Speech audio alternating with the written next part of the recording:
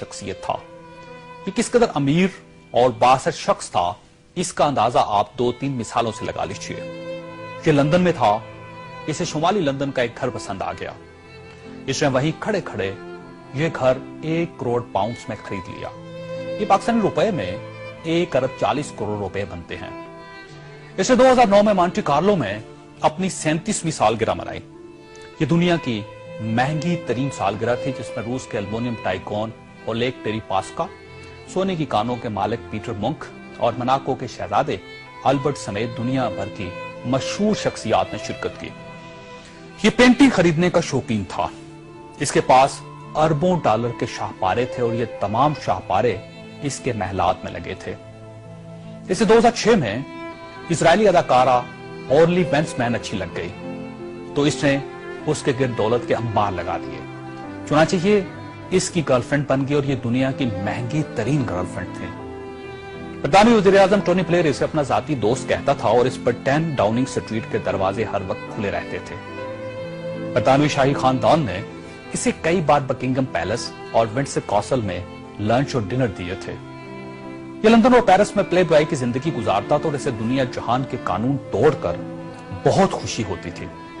इसने एक बार पेरिस की शांज़-एलीज़े पर 120 किलोमीटर की रफ्तार से गाड़ी चलाकर पूरी यूरोपीय दुनिया को हैरान कर दिया और पेरिस की सिटी हुकूमत कोशिश के बावजूद इसका चालान न कर सकी। ये लीबिया की इन्वेस्टमेंट अथॉरिटी का सरबराह भी था और यह अथॉरिटी दुनिया के किसी भी मुल्क में किसी भी वक्त $10 बिलियन तक की सरमायाकारी कर सकती थी और यह एक बहुत बड़ा इस्तेहकाक था। इस शख्स का नाम नाज़रीन सैफुल इस्लाम है और ये लीबिया के साबिक हुक्मरान कर्नल कज़ाफी का बेटा है। सैफुल इस्लाम कर्नल कज़ाफी का वारिस और वली अहद भी था और इसे दुनिया का इसके बारे में ख्याल था कि यह कर्नल कज़ाफी के बाद लीबिया का हुक्मरान होगा। यह इस कदर बासर था कि कर्नल कज़ाफी को न्यूक्लियर प्रोग्राम तरक करने पर भी इसी ने कायल किया था। इसने बल्गारिया के उस मेडिकल ग्रुप को छुड़वाने में भी बड़ी मदद की थी जिस पर बच्चों को एड्स के टीके लगाने का इल्जाम था। बल्लर नाइट क्लब और लाकरोबी धमाके के मुतासिरीन को मुआवजा भी इसी के हुक्म से जारी हुआ था। अब मैं आपको इसकी ताजा तरीन तस्वीरें दिखाना चाहता हूं कि सैफुल इस्लाम 3 माह पहले लीबिया के छोटे से कस्बे अबारी में छुप गया। ये 2 दिन पहले 19 नवंबर को कस्बे के एक ऐसे कमरे से बरामद हुआ जिसमें बाथरूम तक नहीं था और ये बदबूदार पुराने कंबल में लिपटा था। इसकी उंगलियों पर प्लस्तर चढ़ा हुआ था और यह प्लस्तर भी इसने खुद चढ़ाया था क्योंकि इसे डॉक्टर तक की सहूलत हासिल नहीं थी।